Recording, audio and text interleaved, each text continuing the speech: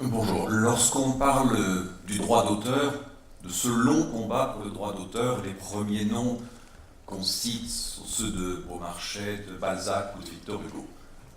Mais nombreux sont ceux qui se sont intéressés au sujet. Je citerai juste le tout début d'une citation de Paul Valéry qui tout illustre qu'il fut dès les années 20 se battit pour gagner sa croûte et faire vivre sa famille.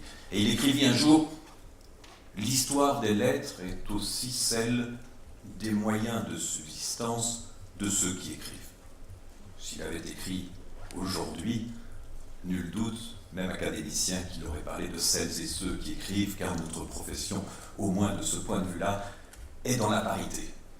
Parité qui est souvent celle de la précarité accentuée, comme je l'ai découvert, comme nous l'avons découvert avec Valérie Mangin et Denis Bajram lorsque nous avons organisé il y a 3 ans les états généraux de la bande dessinée, qui par certains côtés était une préfiguration, qui était une réponse à la réforme des retraites complémentaires, qui avait soulevé beaucoup d'émotions dans la profession, et où nous nous sommes rendus compte à travers une enquête d'une précarité beaucoup plus grande que celle que nous avions imaginée dans nos conversations. Nous avons dû inventer une catégorie étrange pour désigner les auteurs, celle des professionnels précaires, c'est-à-dire ceux qui ne vivent que de ça, mais qui n'en vivent quasi pas. Et parmi ceux-là, les femmes, de plus en plus nombreuses, étaient plus précaires encore. Alors, ce mouvement va bien au-delà de celui de la bande dessinée, même si peut-être les auteurs de bande dessinée, comme les auteurs jeunesse, ont été à l'avant-garde de ces combats parce qu'ils se voyaient comme des professionnels, ou parce qu'ils devaient être des professionnels, tout simplement, parce qu'ils n'avaient pas d'autre solution, parce qu'à côté de leur talent, à côté de leur désir de création, il y avait une forme d'artisanat que les dessinateurs connaissent, mais que les écrivains connaissent eux aussi pour la plupart, et cet artisanat demande de s'y consacrer à plein temps, même quand on n'arrive pas à en vivre.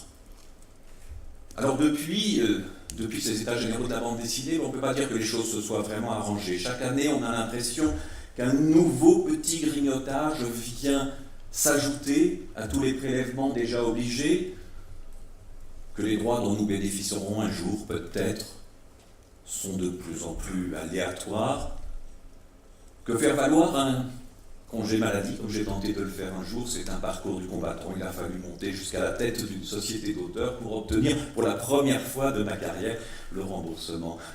Alors ça ne me donne pas grande confiance dans la retraite, qui j'espère viendra le plus tard possible. Alors que demandons-nous?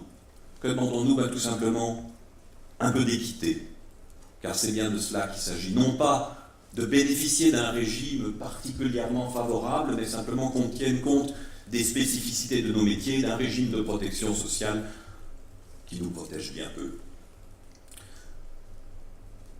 Je citerai une fois encore la formule magnifique de Pierre-Michel Menger.